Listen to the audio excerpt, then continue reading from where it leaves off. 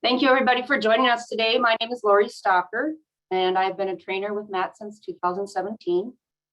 I've also been the clerk for South Harbor Township in Mille Lacs County since 2006. Full disclosure on this presentation, things I'm going to talk about today, I have a hard time putting into practice myself.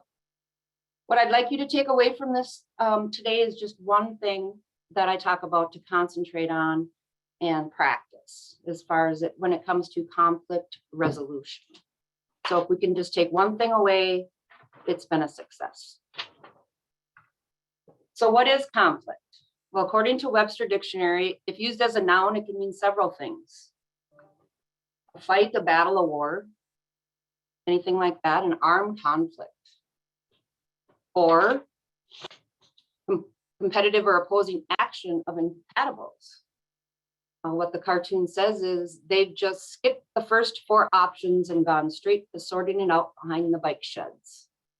As a mother of 5, I totally understand this kind of a conflict. Adults, I guess we can't put in a room until they figure it out. Like kids, we can put them in a room until they figure out what their problems are. Conflict can also be a mental struggle within yourself.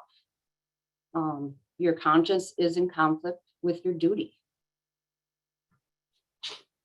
It can also mean opposition of persons or forces, like in an action drama. The conflict in the play is between the king and the bishop. So those are all conflicts used as a noun. Conflict as a verb. To be different, opposed, or contradictory. To fail to be in agreement or accord. This statement conflicts with the facts. The cartoon says, fine, let's at least agree that we disagree. Whatever. Hear that a lot with kids as well. Whatever. Using only one word, what comes to your mind when you hear the word conflict? Just think about that. You hear conflict. I think about a township meeting and I think about conflict. What's going to happen this time? You see in the picture, these people are back to back with their arms crossed. They do not want to hear what the other person has to say. They are closed-minded. Their back is to each other. When I think of conflict, I feel anxious, a little bit nervous, maybe a little fearful. Those are things that I feel when I think of conflict. We just need to remember when there is a conflict, it takes both sides to build a bridge.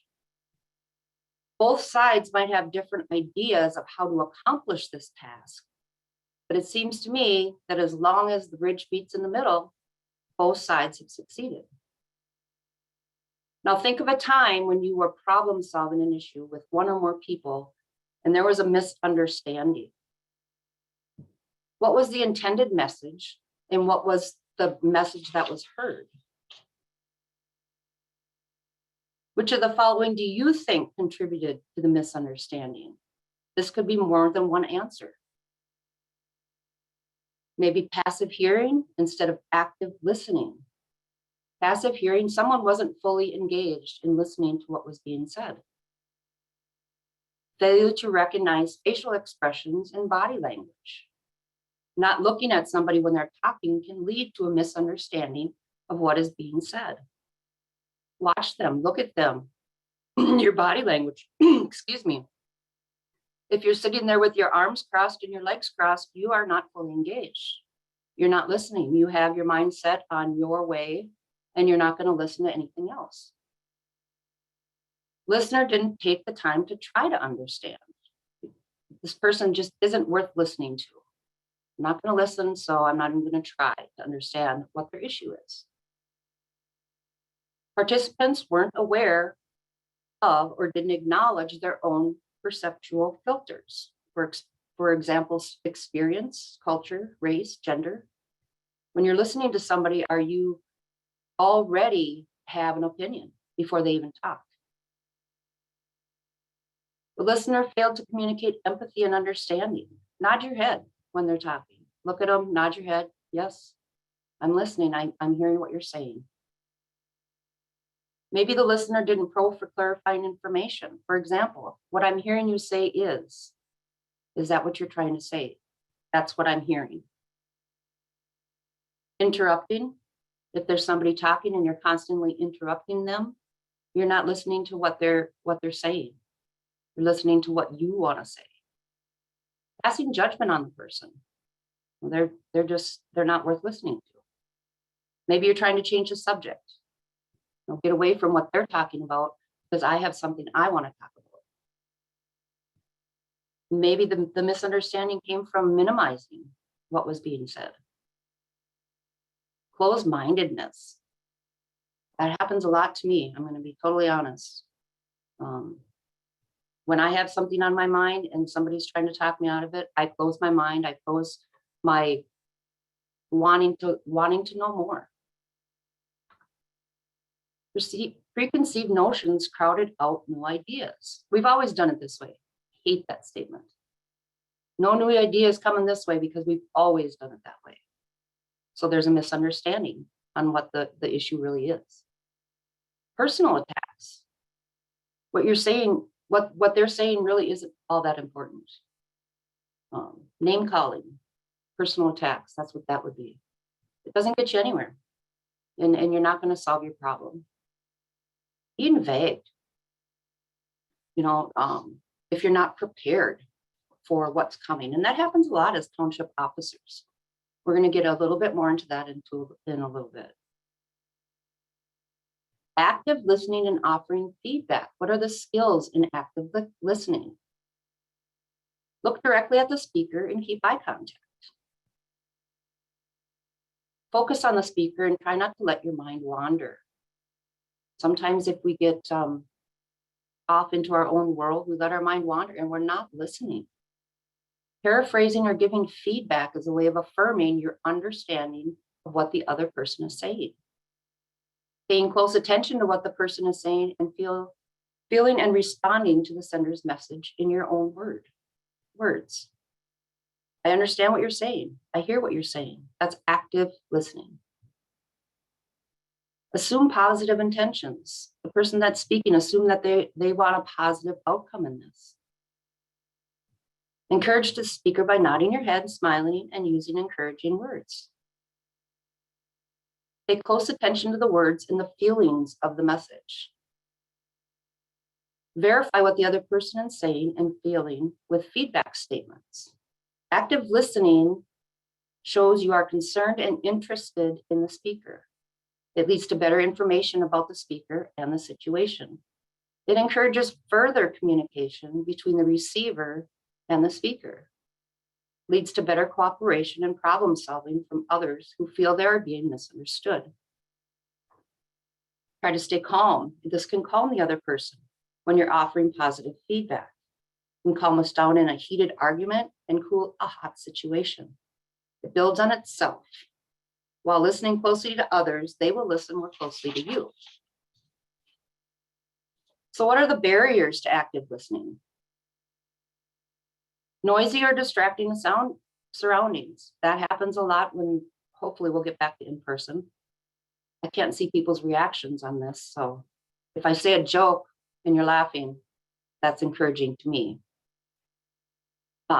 But side conversations, when you're trying to listen to somebody and somebody is over on the side having their own little conversation. Finding yourself thinking about something unrelated to things like daydreaming. Like when it's 30 below here and we're thinking about being on the beach.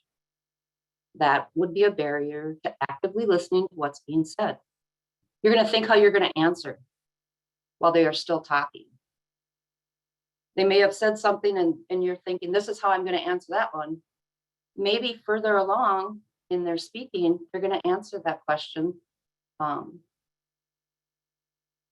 that you think that they're going to respond differently. So don't think about what you are going to say to that particular comment that they made, because they may address it further in their conversation. Hearing what you want to hear and not listening to what is being said. This happens quite often for me as a trainer. If you say something, only part of what you say, not the complete statement, will be taken away and taken back, and that's what you concentrate on. So hearing what you want to hear and not listening to what is really being said is a barrier to active listening. Judging the speaker or message as good, bad, or not interesting. You cannot judge a book by its cover. You're not actively listening if you're already judging who is speaking. Too much, too little, or unclear information from the speaker. Maybe they weren't prepared. If they're not prepared, you're going to put that barrier up and you're not going to listen to them anymore. The tone of the voice of the speaker, and it doesn't match what their intent is. For example, if somebody's talking about the homeless and they're screaming and hollering, they don't have that compassion in their voice. And that's going to be a barrier to you listening to what they're saying. Being emotionally upset or not feeling well or not wanting to be where you are. If you're not in the right frame of mind, your ears will close and your brain will shut off. You don't know when you're listening to somebody what's going on in their life. Maybe they're having a hard time. Or maybe they needed to get this out, and you're not feeling well. Maybe you're having a hard time somewhere in your life, and that is keeping you from actively listening. So what is a correct model, of effective listening? C, concentrate on what is being said. Actively concentrate on what's being said. Observe facial expression and body language. Talked about that before. Watch their body language.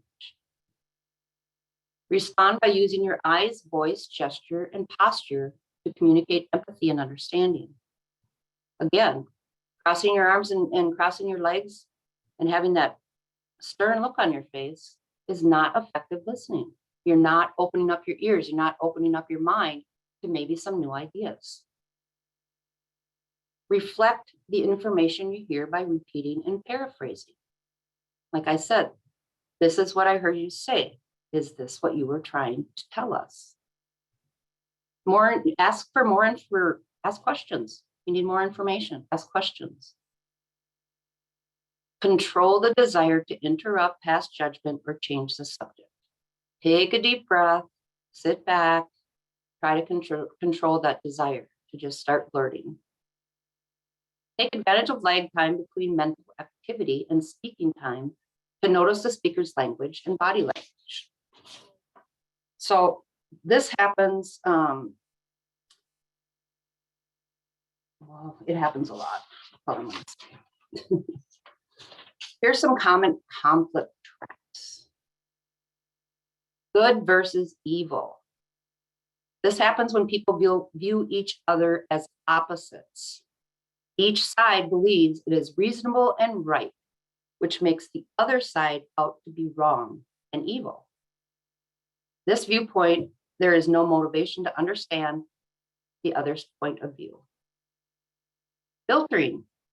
Each side sees only what they want to see. Any information that is contrary to their viewpoint is interpreted as sick or crazy or ridiculous and is filtered out when you're listening to them. You'll filter that out because you think they're just ridiculous. Double standard. This is one of those situations where what they're doing is a dirty trick.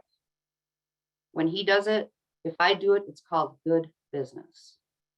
So if you're both talking the same language, but the other person is saying it, you may think that's a dirty trick, but I'm going to do it and it's good business.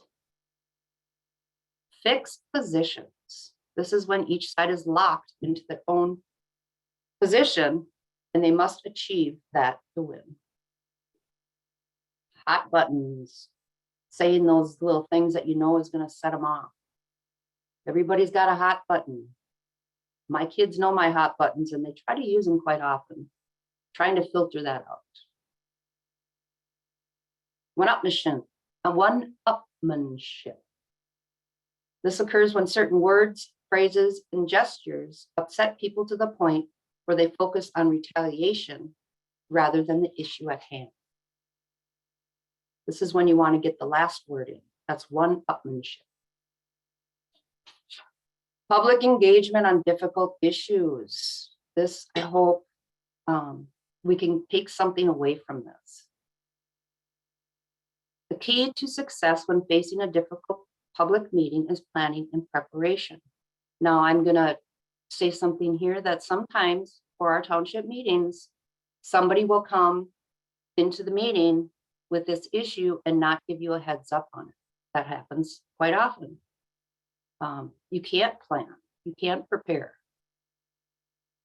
So what is the reason for them to be at the meeting? What is their point? We've got a relationship building first and at the center.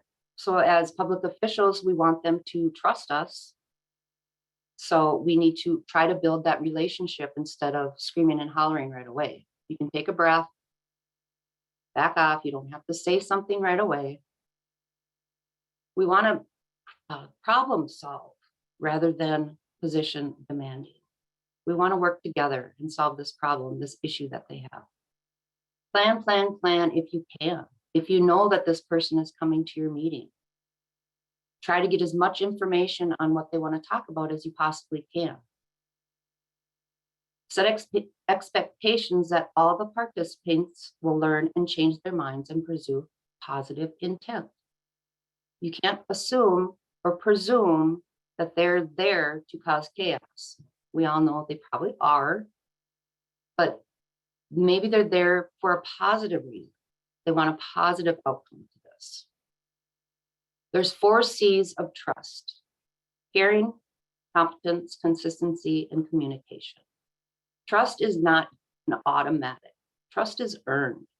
You have to show that you're caring, that you're competent, that you can communicate with the other person, and then you'll build that trust. Create the space and time to acknowledge missteps, the anger, the fear, and the difference. So what sometimes happens when this person comes into your township meeting with this issue and they're just flaming hot and they've got all these things they're going to scream and holler at you at, as a township board, you do not have to respond right away. You can explain, thank you very much for bringing this to our attention. We need to do some more research on this. We need to do some more planning on this. We're going to table this to the next meeting. You don't have to make a decision right away at that meeting. Give yourself some time. Give yourself some time to cool down, to take a breath, to do some planning, to do some research, and then let them know at the next meeting, we'll be able to talk about this in a more reasonable fashion. Even when people are in a disagreement, there are often underlying values that are agreed upon. Even when you don't agree that this road should be vacated, there's underlying values to this that you can agree on this road. I'm not going to get into roads. You know, my township, you know, I'm not going to get into roads. Understand that conflict is about the perception of incompatible needs. Conflict is because there's 2 sides that just feel that they have different needs and you need to work together so that you can come together with those needs and hopefully have the same needs and come to a solving that problem together. Cultivate a problem-solving mindset of being joint problem solvers, working together to develop solutions that meet the most important needs of everyone involved.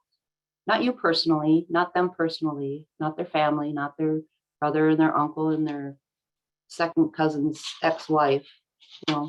You as a group, as a board, come together. Does this affect more than one person? Does this affect a lot of people? Does it affect our entire township? You're there as a board, you are there for your entire township, not just your own personal agenda. You are there, you were elected, we will trust you, you work on those 4 C's of that trust.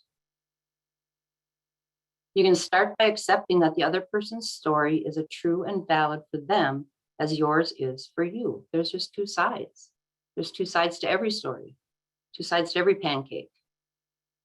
Their story is as true to them as yours is to you. Work to understand each other, not necessarily agree with each other, but to understand each other. Look at it from their point of view. To solve a problem, you must know the interests are for everybody involved. If you're going to solve a problem, everybody involved needs to know what the interests are of each side. And to develop the interest, you need to develop your listening skills. You need to listen. It's hard. It's really hard. I'm getting better. People just want to be heard. Remember to listen to learn, not to respond.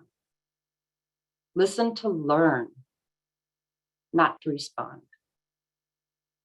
Commit to really listening hard by listening beyond the words of the heart of the message. Say, tell me more. Is there more to this? Do you have more to say? Can you explain what you said? Can you explain this comment that you said? Can you explain that for me? When you do speak, talk more about yourself, your feelings, your needs and part than the other person. Those you statements, you did this, you did that, you want this, you want that. Stay away from those you blaming statements. Use reframing techniques to change toxic or positional statements into statements that others can respond to productively. So reframe those statements. For example, you're just an idiot. I'm not even going to listen to you anymore. You're just an idiot. So respond more in a positive. I'm not understanding what you're saying. Hard for me to respond and to help solve this problem because I don't understand what you're saying. Here's the silver bullet. Boy, I got a whole half an hour and I'm not going to take a whole half an hour. Get as invested in solving the other person's problem as you are in solving your own. There's two sides, like I keep saying, there's two sides to every story. Get involved, get invested, just as much as you're getting invested in your own. As a board, like I said, you don't have to make a decision that night, especially if you're blindsided. There's absolutely no conversation you can have about this problem if you've been blindsided by this issue. They didn't tell anybody they were coming to the meeting. If I know somebody's coming to the meeting, I let my board know. This is what this person is coming to the meeting and this is the issue they want to address so that the board can be prepared for this. Getting invested in solving the other person's problem is a kind, generous, and moral thing to do. It is also the best way to get your own problem solved. Most people will be so wrapped up in their own emotions and in getting their own needs met that they will not be able to focus on your concerns. Once you demonstrate that you are committed to solving their problems too, by listening, telling them, and taking action, they will be able to relax enough to hear your concerns and grateful enough to start addressing them. It isn't easy work to do. It takes practice. Listening takes practice. I found myself, when my son is talking to me, I find myself on my phone. I'm not listening, and he knows that. I'm closing myself off. I'm treating him like he's not important, that what he's saying isn't important. So being fully involved in that conversation will help the other person calm down, say what they need to say, and then you can move on to solving this problem and working together. There is no way I could have put this together on my own. I am not a patient person. I have a tendency to blow up. Working on it. I think I'm getting better. Learn to sit back, take a breath. What exactly is it that I need to respond to, and how do I want to respond to it? So these are the resources I used for this presentation.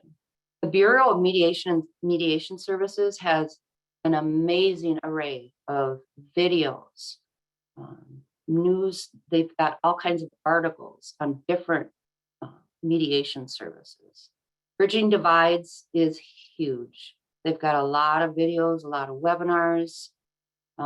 They have a lot of the information I used today came from them. Difficult Conversations, that's a book by Stone, Patton, and Heen. That was a good book. I took some very great information from them. Nonviolent Communication, that's a lot of the listening to learn, not to respond. And then Dealing with a Difficult Public. That was a great book. Over the winter, I worked for a ice fishing business. I run the lake shack for them. And one Saturday, I was reading this book, Dealing with the Difficult Public. And as I'm reading it and they come in, I lay it down and they can read the title. It got some laughs. So Dealing with the Difficult Public is a great resource to give you ideas on how to handle those difficult conversations and those difficult people. So I am early. So if anybody has any questions, feel free to put them in the chat. Appreciable. This is great stuff and appreciable to our necessary work with the public. Thank you. I think it will help. I think the biggest thing, if you can take away from this, is, like I said, if you get blindsided by somebody coming to your meeting and they just get hot and heavy, just thank them for being there. Thank them for bringing the issue to you. And then let them know that you're going to table it because you need to plan, you need to prepare, and then you can respond in a more civil manner or a more controlled manner, I should say. Not necessarily civil. But remember that trust is not a given. Trust is earned. We all know that. Trust is earned. Thank you, Theora.